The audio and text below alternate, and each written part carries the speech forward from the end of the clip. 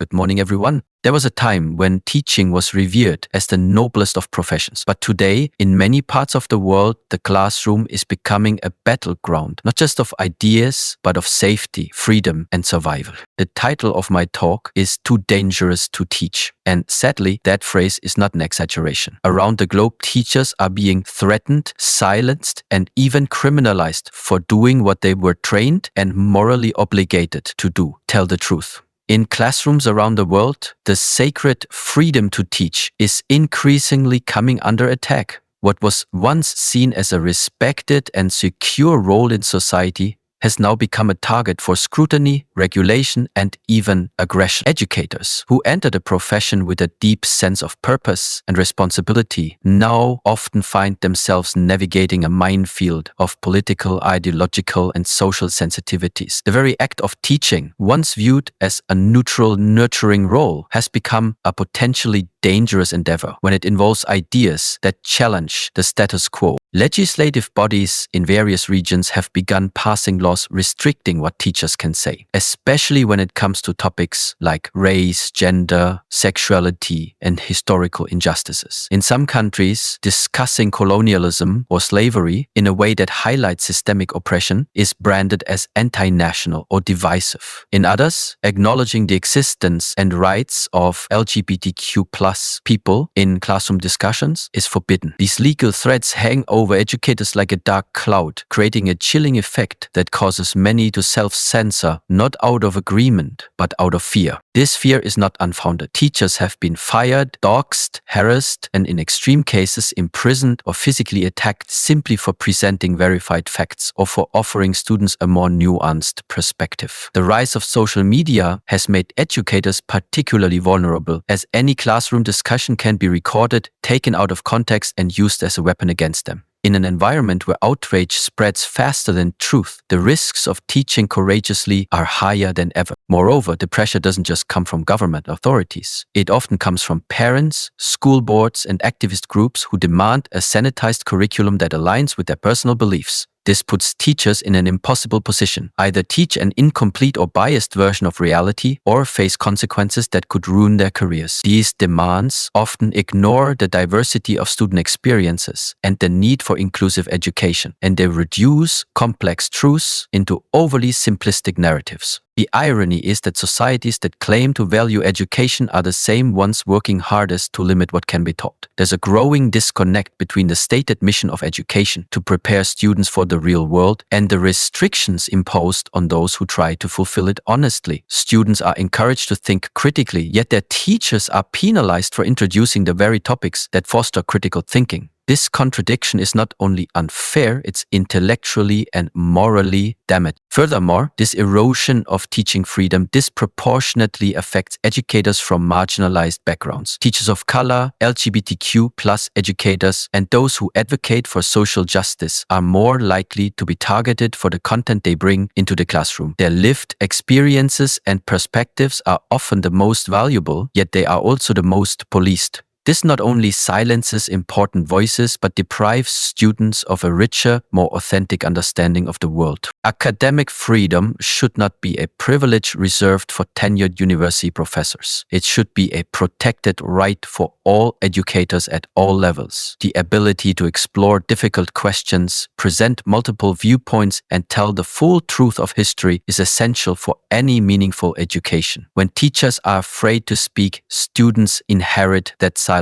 The classroom should be a space for inquiry, not indoctrination, and for that to happen, educators must feel safe to teach what matters. The growing threat to teaching freedom is not just an issue for educators. It is a red flag for society as a whole. When the truth becomes dangerous, ignorance becomes the norm, and when those who challenge ignorance are punished, we all pay the price. It is not hyperbole to say that the freedom to teach is the freedom to think, and when we lose one, we inevitably lose the other. Censorship in education is not a new phenomenon, but in recent years it has intensified in both scope and impact. Across many educational systems, there is a growing movement to rewrite, omit, or suppress factual content that challenges dominant narratives. This is especially evident in areas such as history, science, literature, and social studies. The uncomfortable truths of a society's past, its violence, inequality, and systemic injustices, are often labeled as too divisive or controversial to be taught. As a result, students are denied a comprehensive and honest understanding of the world they live in. In many countries, history textbooks are being revised to fit nationalistic ideologies. Events such as slavery, colonization, genocide, and civil rights struggles are either softened, reframed, or erased altogether. For example, colonizers are portrayed as heroic explorers rather than oppressors, and the voices of indigenous peoples, enslaved communities, and resistance movements are minimized or ignored. This sanitization of history is a form of intellectual violence. It erases suffering, denies accountability, and perpetuates myths that support the status quo. The censorship is not limited to history. In the realm of science, topics such as evolution, climate change, and reproductive health are increasingly under attack. In some regions, science educators are discouraged or even banned from teaching evolution because it contradicts religious dogma. Climate change, despite overwhelming scientific consensus, is presented as a debate rather than an urgent fact. By censoring science, we not only fail to equip students with vital knowledge, but we also put future generations at risk of inheriting global crises they do not understand or cannot mitigate. Literature classes too have become battlegrounds for censorship. Books that explore race, gender identity, sexuality, and trauma are being banned from schools and libraries at alarming rates. Works by authors like Toni Morrison, James Baldwin, and Maya Angelou, voices that confront the realities of racism and oppression, are labeled as inappropriate or dangerous. Yet the real danger lies in depriving students of the empathy and perspective these stories cultivate. Literature is not just about entertainment. It is a mirror to society and a window into lives different from our own. Censorship also takes a subtle but equally damaging form through curriculum narrowing. Standardized testing and rigid curriculum guidelines often force teachers to prioritize rote memorization over critical inquiry. Even when controversial topics are not officially banned, there is little time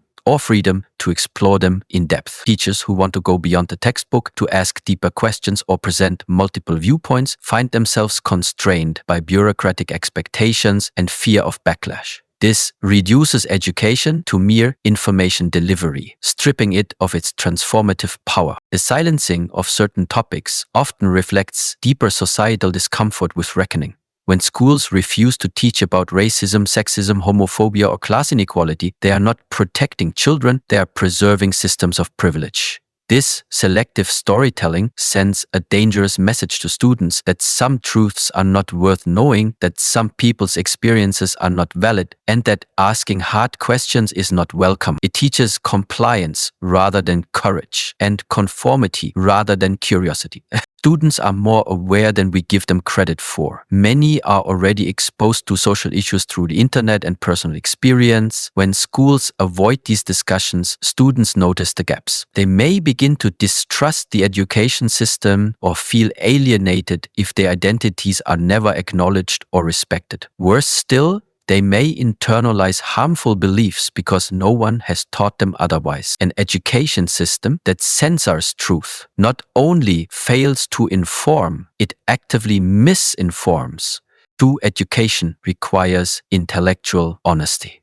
It demands that we confront the full spectrum of human history and experience, not just the parts that are comfortable or flattering. When we censor truthful education, we do more than manipulate information. We manipulate consciousness. We raise generations who lack the tools to understand injustice, to analyze power, and to advocate for change. And when those tools are absent, the cycle of ignorance and oppression continues unchecked. Silence in education is rarely neutral. When educators are forced or pressured to remain silent on key issues, that silence speaks volumes to their students. It sends a clear, if unspoken message. This topic is too dangerous to touch, whether it is about race, gender, politics, or environmental destruction, silence becomes a passive endorsement of the dominant narrative. And when truth is left unsaid, students are not only denied knowledge, they are denied the chance to think critically, feel empowered, and seek justice. The most immediate consequence of silence is ignorance, not ignorance in the sense of a lack of intelligence, but a lack of awareness and understanding of the world. Students who are never taught about systemic inequality, historical injustice, or current socio-political dynamics are left with an incomplete picture of reality. They may be well versed in equations or grammar rules, but remain unequipped to understand or question the very structures that shape their lives and community. In this way, silence robs them of a full education. This ignorance has long-term societal consequences. When generations are raised without access to uncomfortable truths, they grow up repeating the same mistakes as those before them. The result is a population that is ill-prepared to address pressing issues like racial injustice, environmental collapse, or human rights violations. Silence in the classroom becomes silence in the voting booth, silence in the face of discrimination. It creates citizens who do not know how or do not believe they have the right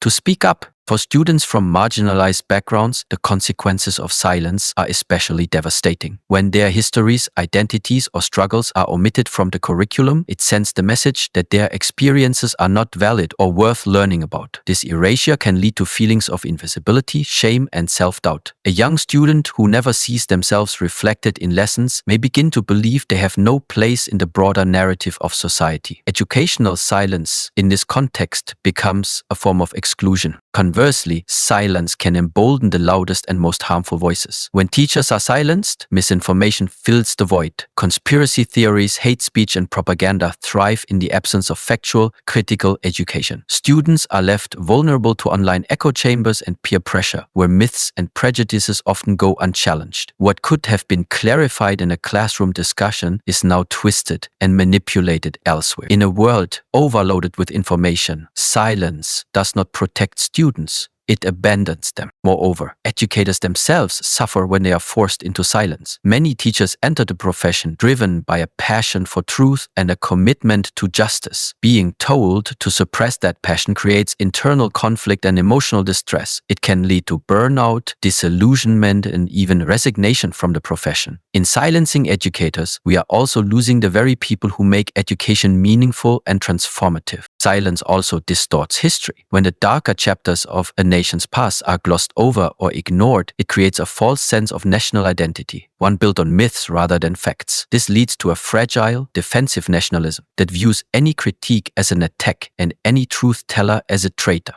Students raised in this environment may struggle to accept the truth later in life, as it conflicts with the comforting version of history they were taught. In this way, silence in education sets the stage for societal denial and division. Finally, silence undermines the democratic values that education is supposed to uphold. At its best, education prepares individuals to participate fully in civic life, to question authority, advocate for fairness, and contribute to the common good. But when essential truths are censored and teachers are muzzled, education becomes a tool of conformity rather than liberation. It no longer empowers students to ask why or what if. Instead, it trains them to accept, obey, and remain quiet. And a silent classroom today breeds a silent society tomorrow. One of the fundamental goals of education is to develop critical thinking, the ability to analyze information, evaluate arguments, and question assumptions. Yet in many classrooms today, this crucial skill is being deliberately undermined. Instead of encouraging students to think deeply and independently, many education systems have shifted toward rigid memorization, standardized testing, and curriculum control. This shift reduces students to passive recipients of information rather than active participants in their own learning process. The result is a generation that may know facts but struggles to interpret or challenge them. The suppression of critical thinking is not accidental. It often reflects broader societal fears. Authorities, whether governmental or institutional, may find it inconvenient, even threatening, when young people start asking difficult questions. Questions like, why are some communities disproportionately affected by poverty? Who benefits from current policies? What does justice truly require? These are not just academic inquiries. They are political acts. By discouraging critical thought, power structures are preserved and uncomfortable truths remain unexamined. In many classrooms, the content is filtered through ideological lenses before it even reaches students. Educators may be required to follow strict lesson plans that leave little room for discussion, debate, or alternative perspectives. Assignments that once asked students to explore and critique are replaced with standardized formats designed to produce uniform answers. This uniformity is often mistaken for efficiency, but it comes at the cost of intellectual diversity and creativity. Students learn what to think, not how to think. The consequences are evident. Students graduate without the ability to assess bias in media, challenge misinformation, or develop coherent arguments. They may struggle to navigate complex social and political issues because they were never taught how to weigh evidence, question sources, or consider multiple viewpoints. In a world increasingly shaped by algorithms, propaganda, and digital echo chambers, the inability to think critically is not just an academic shortfall, it's a civic vulnerability. Ironically, even as critical thinking is devalued in education, it is more essential than ever in the real world. Employers seek out individuals who can solve problems, communicate clearly, and adapt to change, skills that stem directly from critical thinking. Social movements rely on informed citizens who can recognize injustice and envision alternatives. Scientific innovation depends on minds that can challenge established theories and propose new ideas. By failing to nurture this capacity in schools, we are undercutting the very qualities needed for progress and resilience. Many educators recognize this problem and strive to teach critical thinking despite constraints. They incorporate inquiry-based learning, Socratic questioning, and real-world case studies into their classrooms. However, their efforts are often met with resistance from administration, from parents, or from policymakers who view such methods as too radical or subversive. Some teachers even face disciplinary action for encouraging debate around controversial topics. In such an environment, teaching students to think independently becomes an act of quiet rebellion. The erosion of critical thinking also reinforces social inequalities. In wealthier, more privileged school systems, students are often given more freedom to explore, debate, and innovate. In contrast, underfunded schools, often in marginalized communities, are more likely to rely on rigid curricula focused on test preparation. This creates a two-tiered system of education, one that cultivates leaders and thinkers and another that trains followers and workers. By denying critical thinking to some, society effectively denies them full participation in democracy and decision-making. Moreover, when students are not encouraged to question, they may accept the world as it is, even when it is unjust, unequal, or unsustainable. They may internalize harmful norms or fail to recognize the systems that perpetuate harm. Without critical thinking, empathy is diminished, activism is stifled, and progress is stalled. Education becomes not a pathway to liberation, but a mechanism of control. And in that scenario, everyone loses, because a society without thinkers is a society without a future. Educators play a far more critical role in a democracy than simply delivering knowledge. They shape the very foundation upon which democratic societies are built. Through teaching, they nurture the essential qualities of democratic citizenship: awareness, critical thought, empathy, and active participation. In the classroom, young minds are introduced to diverse ideas, complex histories, and moral questions, tools that equip them not just to earn a living, but to live responsibly among others. To teach is to empower, and in a healthy democracy, that empowerment is fundamental to collective progress. Democracy thrives on informed citizens, people who understand their rights, recognize their responsibilities, and have the capacity to hold institutions accountable. Educators are responsible for introducing students to civic structures, the rule of law, and the value of participation. They help students interpret historical context, understand current events, and question political and social systems. Without this foundation, voters may lack the knowledge needed to make informed decisions, and civic discourse can quickly deteriorate into misinformation, manipulation, and apathy. In this way, teachers act as the first line of defense against authoritarianism. They are the ones who can inspire students to question injustice, resist propaganda, and imagine a better world. Authoritarian regimes understand this power, which is why one of their first acts is often to suppress education or replace it with state-approved indoctrination. When freedom of thought is dangerous, the classroom becomes a battlefield. Educators who challenge dominant ideologies or promote critical inquiry often find themselves under surveillance, accused of bias, or labeled as enemies of the state. Yet, even in democratic societies, educators are increasingly being undermined. Instead of being treated as respected civic leaders, they are subjected to underfunding, political pressure, and growing restrictions on curriculum. Their authority is questioned, not just by bureaucrats, but also by ideologically driven activists who seek to control what is taught and how.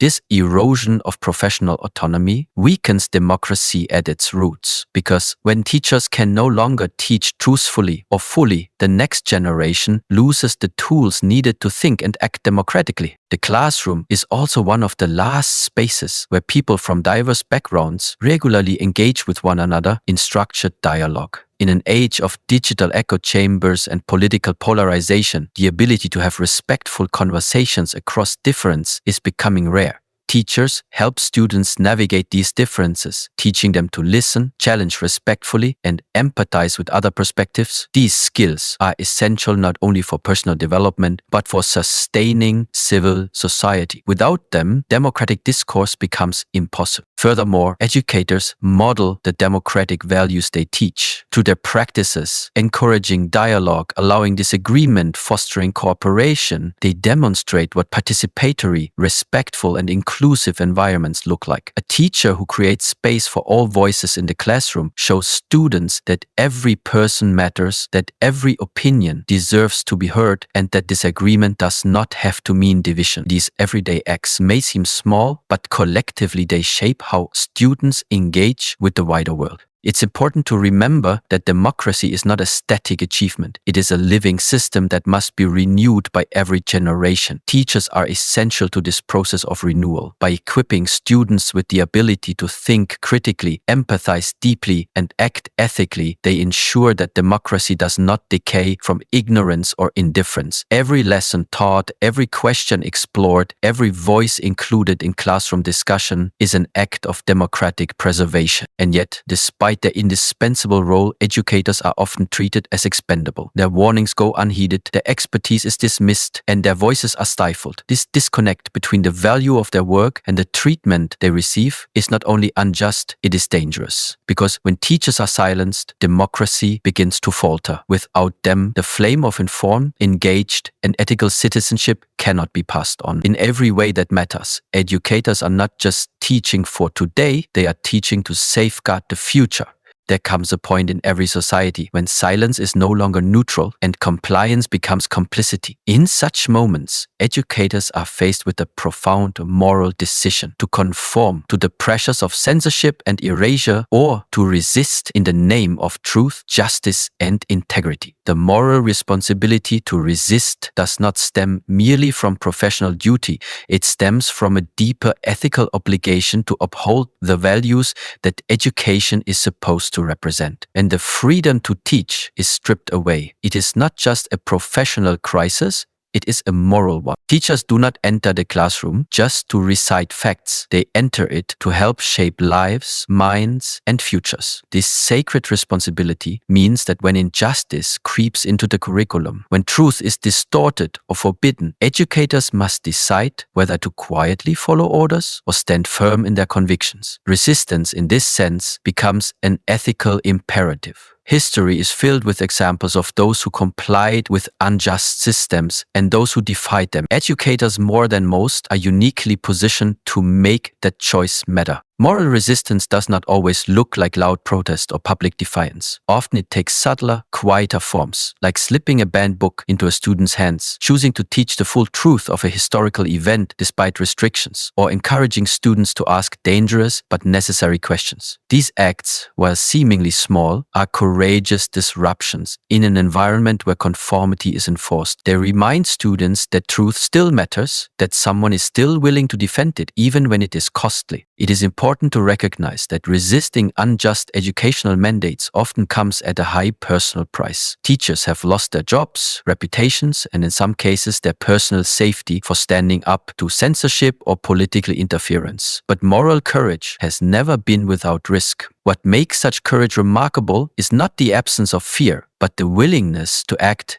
in spite of it. Educators who resist know the risks, but they also know the greater danger of allowing lies and silence to prevail unchecked in the minds of their students. This moral responsibility is not just about protecting facts, it's about protecting the humanity behind those facts. When educators choose to teach the truth about slavery, colonization, war, or inequality, they are not simply conveying events, they are restoring dignity to those whose voices have been suppressed, erased, or vilified. They are showing students that truth has a face, a name, a legacy, and that ignoring it is a form of violence. In this way, resistance becomes a form of restoration and healing, not only for the past, but for the present. Moreover, when educators resist injustice in the classroom, they set a model for students to follow. They demonstrate what moral clarity looks like in action. Students may not always remember every lesson or assignment, but they will remember the courage of a teacher who spoke up when it mattered. That example can shape their own willingness to act with integrity in the face of peer pressure, institutional wrongdoing, or societal injustice. Resistance, then, is both a stand and a seed planted in the minds of those who will carry the struggle forward. Resistance also protects the integrity of the profession itself. When educators collectively say no to policies that silence them, they redefine what it means to be a teacher, not just an employee following directives, but a guardian of truth and conscience. In an era where education is increasingly politicized and commodified, moral resistance reclaims the soul of teaching. It reminds society that education is not a tool of indoctrination, but a force for liberation. To resist is to preserve that mission in its most honest and human form. Finally, moral resistance speaks to a higher calling, the belief that education is at its core about justice. The pursuit of knowledge is inseparable from the pursuit of truth, and the pursuit of truth cannot be divorced from ethics. When truth becomes dangerous, and when justice is denied a place in the classroom, educators must become more than instructors. They must become defenders of dignity, advocates for the silence, and protectors of conscience. The classroom then becomes not only a site of learning, but a space of principled defiance. This is not a time for passivity. When truth is under attack, when education is being weaponized, and when those who speak up are silenced, every member of society must ask, what am I doing to protect the right to learn and the freedom to teach? A call to action is not just a rhetorical device. It is an ethical demand. The challenges educators face today are not theirs to bear alone. They are symptoms of a broader societal shift toward fear, control, and the suppression of dissent. Everyone, from students to parents, from lawmakers to ordinary citizens, has a role to play in defending what is too dangerous to teach, but too vital to ignore. First and foremost, there must be a widespread recognition that education is political, whether we acknowledge it or not. The decision to include or exclude certain topics, to promote particular narratives over others, and to penalize teachers for encouraging critical thinking are all political acts. Therefore, the defense of education must also be political. We must challenge the idea that neutrality equals objectivity. Sometimes, to stand for truth, you must take a side, especially when that side is rooted in justice, inclusion, and the right to know. One of the most powerful actions communities can take is to support educators who resist censorship and repression. Too often, teachers are left isolated when they speak out or face backlash. Parents, students, colleagues, and concerned citizens must create networks of solidarity around these educators, attend school board meetings, write letters, show up, speak out, Let those in power know that attempts to silence truth will not go unchallenged, and that teachers will not be punished for doing what is morally and intellectually right. Collective voice is one of the few forces strong enough to counter institutional pressure. Students themselves are not powerless. In fact, they are often the most courageous actors in educational resistance. From walkouts to petitions to speaking up in class, students can demand a curriculum that reflects the full spectrum of human experience. They can challenge administrators, question policies, and refuse to be passive consumers of sanitized content. The classroom may belong to the institution, but learning belongs to the students, and their demand for truth is a powerful form of protest. The call to action must include their agency and energy. Advocacy must also reach beyond the school walls. Political leaders must be held accountable for policies that undermine education. Voters must scrutinize candidates' positions on curriculum freedom, funding, and teacher protection. Legislators must be urged to pass laws that safeguard academic freedom, support inclusive education, and punish efforts to ban books or punish educators unjustly. Democracy begins in the classroom, but it must be defended at the ballot box. Every vote can be an act of educational resistance. Activists, artists, writers, and media professionals all have roles in amplifying this call. Through storytelling, journalism, and public dialogue, they can reveal the human cost of censorship and educational repression. They can bring visibility to silenced histories and voices. Cultural expression has long been a battleground for truth. And in times of suppression, the arts and media become even more vital in sustaining resistance. When educators are forced into silence, others must speak louder to fill the gap, keeping the truth alive in public consciousness. This call to action also requires introspection. Individuals must examine their own assumptions, biases, and complicity. Are we uncomfortable when certain truths are taught? Do we resist stories that challenge our worldview? Have we allowed fear or convenience to deter us from supporting educators? Self-reflection is not an end, it is a starting point. Before we can effectively support justice in education, we must first be willing to confront the places within ourselves where ignorance has taken root and where silence has felt safer than solidarity. Most importantly, this call is ongoing. It is not a moment, it is a movement. The fight for honest education, for the protection of teachers, and for the freedom to think critically will not be won in a single speech or protest. It is a generational task, a cultural commitment, a political struggle. We must decide again and again that the pursuit of truth is worth the conflict it provokes, the discomfort it causes, and the power it threatens.